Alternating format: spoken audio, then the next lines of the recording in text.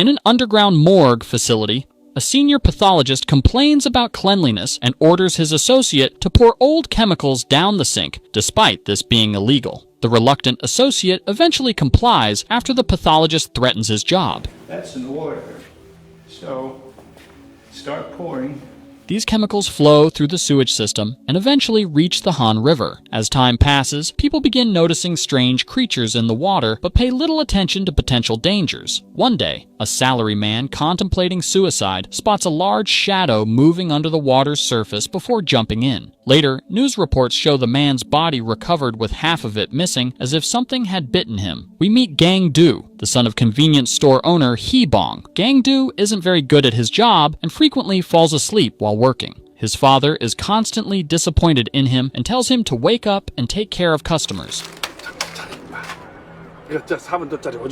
Despite his laziness, Gang-do deeply loves his daughter Hyun, even though she, like everyone else, doesn't think much of her father. The family watches television together, cheering for Gang-do's sister Nam-ju, a national archery champion competing for first place. Working at his family's convenience store, Gang-do has perfected the art of sleeping with his eyes open. Employee of the month material if you run a mattress store. One day, Gang-do brings food to customers, but notices everyone is staring at the river. They spot a strange creature hanging beneath a bridge. The mysterious animal moves around before dropping into the water.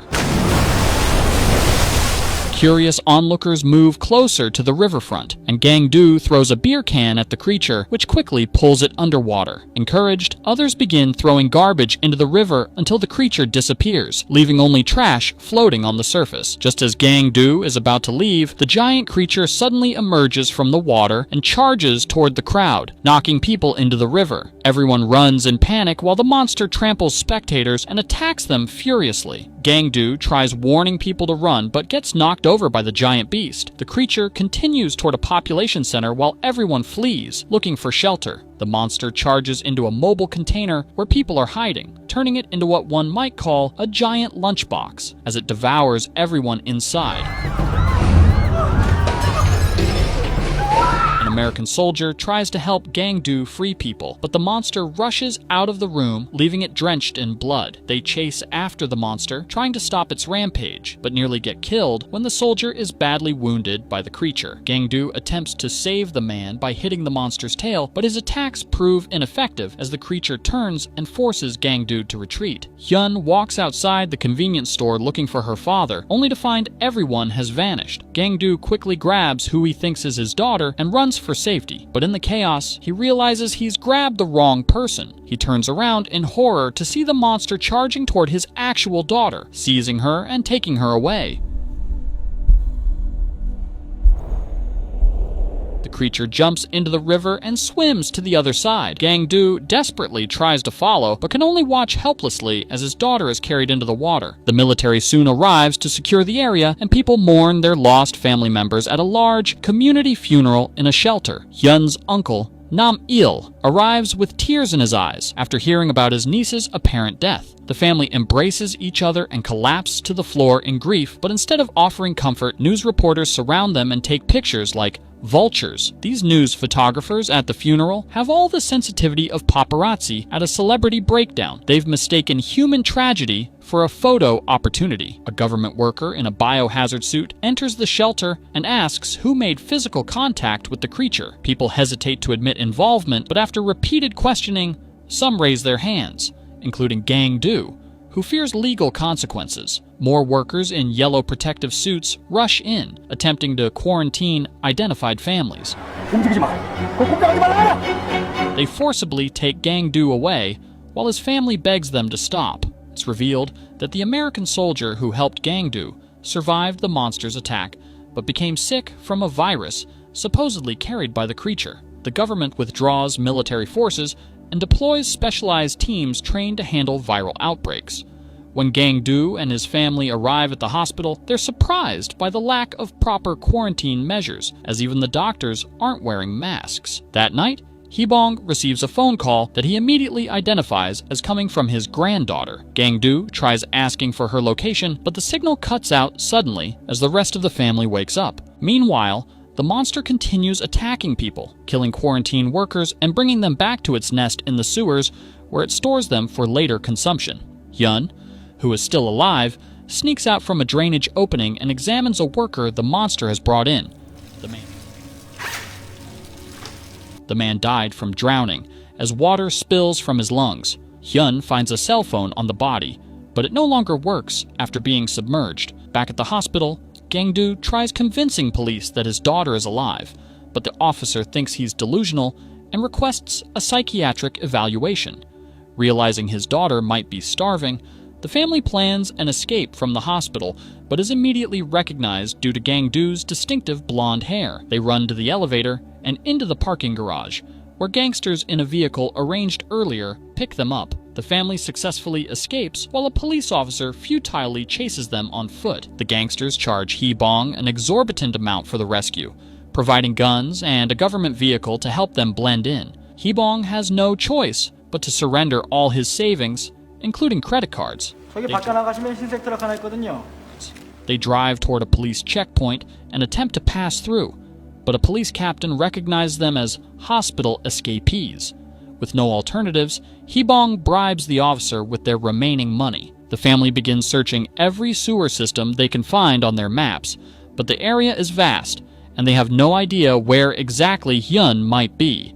Nam-il complains they'll never find her through blind searching, but his sister tells him to stop griping as they have no better options. While exploring the sewers, the family notices movement ahead and readies their guns. Nam-ju feels water dripping on her from the ceiling, and they fire multiple shots before realizing it was nothing threatening. However, 2 homeless boys had been hiding by the walls and escape after nearly being shot by the family. The older of these homeless boys later decides to steal food from the nearest convenience store, which happens to be the one Gangdu's family owns. The younger boy, Si-ju, wants to take money too, but his brother stops him, saying they should only take what they need to survive. After gathering bags of food, they exit the store only to see the monster charging toward them from under the bridge. The boys run desperately for their lives with the creature in close pursuit. Later, Hee-bong returns to their store and notices the forced entry, but pays it little attention. The family continues having dinner, imagining Hyun is still with them. Meanwhile, in the monster's lair, Hyun gathers water from the sewers for survival. When she sees the monster approaching, she quickly pretends to be dead. The creature drops off the boys it captured earlier, and Hyun notices the younger brother, Si-ju, is still alive. She does her best to protect him from the monster. Hyun's babysitting gig in a monster's sewer lair would make one killer entry on her resume. Childcare experience includes protecting kids from mutated river creatures in extreme conditions. After some time, Gangdu spots the creature outside their store. Hee-bong tries shooting it, but misses. The monster charges, pushing against the structure until it flips the entire building while the father continues firing. When the attack stops, the family emerges to find the creature lying wounded from the gunshots. Nam-il fires at the monster, causing it to retreat toward the river with the family in pursuit. They quickly run out of ammunition as the creature jumps into the water. Hee-bong tells everyone to stay back as Gangdu hands him the gun, with supposedly 1 bullet remaining. The monster swims toward the family, while Nam-ju tries hitting it with arrows. The creature charges at Hee-bong, who pulls the trigger only to discover the gun is empty. Gangdu miscounted.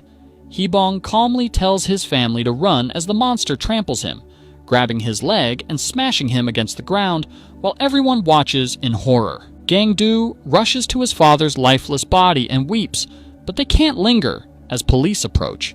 He tells his siblings to continue searching for Hyun and covers his father's face with newspaper. Unable to leave due to overwhelming grief, Gangdu is captured by police officers. That night, Nam-il visits a friend who works at a phone company to help locate Hyun's last call.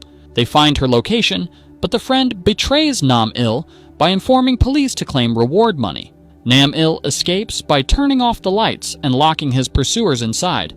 He jumps under a bridge to evade police and texts his sister Hyun's location before passing out from injuries sustained in his fall. Namju notices her brother's message and runs toward the sewer where her niece is hiding. As she approaches the entrance, while calling Gang-do about the location, she spots the monster charging toward her. She tries shooting it, but gets knocked into a ditch, which fortunately prevents the beast from reaching her. After learning his daughter's location, Gang-do attempts escaping the hospital, but is stopped by doctors performing painful experiments on him. The lead researcher reveals there is actually no virus. The government created this story to distract from the monster's true origins.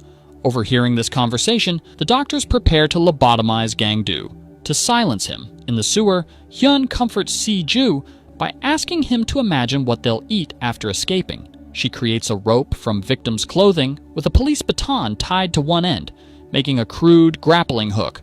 Before they can escape, the monster returns, forcing them into hiding. They watch in disgust as the creature regurgitates bones from humans it has consumed. Though the monster detects the children, they manage to hide in wall crevices beyond its reach. Gang-do takes a doctor hostage and escapes outside, only to find officers relaxing and having a barbecue as if on vacation. He steals a vehicle by threatening his hostage and races toward his daughter's location. Meanwhile, Nam-il awakens, after being rescued by a homeless man whom he convinces to help save Hyun. They prepare Molotov cocktails from alcohol bottles to fight the monster. Hyun wakes from hiding and notices Si-ju becoming ill. She sees the monster sleeping, attempts running for the rope ladder, but is quickly caught and returned to the floor. Seeing Si-ju outside their hiding place, she runs toward him, trying to save him as the monster pursues them. Gang-do arrives at the nest and finds it filled with bones, but no sign of his daughter. Suddenly, he sees the monster pass by, with an arm dangling from its mouth, and chases it alongside his sister, who has regained consciousness. They follow the creature as it swims through the river toward protesters on shore who are demonstrating against the quarantine and alleged government experiments. The crowd notices the approaching monster and scatters in terror. Police open fire as the creature reaches land, while military personnel release gas that appears to stun and immobilize it. Gang-do rushes toward the monster's mouth, desperately trying to extract his daughter. He pulls out both Hyun and Si-ju, whom she still clutches protectively, but realizes with overwhelming sorrow that his daughter died long ago. Gang-do carries her toward his family, and they weep as they embrace Hyun's lifeless body. Consumed by vengeance, Gang-do attacks the monster with a metal pole. Nam-il throws Molotov cocktails, though he fails to land direct hits. The homeless man climbs atop the creature and pours gasoline over it while it watches in confusion. Namju prepares a flaming arrow and shoots the monster, setting it ablaze. In the ensuing chaos, as the creature tries returning to water, Gang-do delivers a fatal stab from behind a post. The monster collapses with its final breath and dies, burning. Gang-do discovers the boy his daughter tried protecting is still alive and carries him to safety while surveying the destruction around them. Sometime later, Gang-do has adopted Si-ju as his own son. They have dinner together in the rebuilt convenience store by the river while television news criticizes the government's handling of the incident. They continue their lives as winter approaches, with snow beginning to fall outside their windows.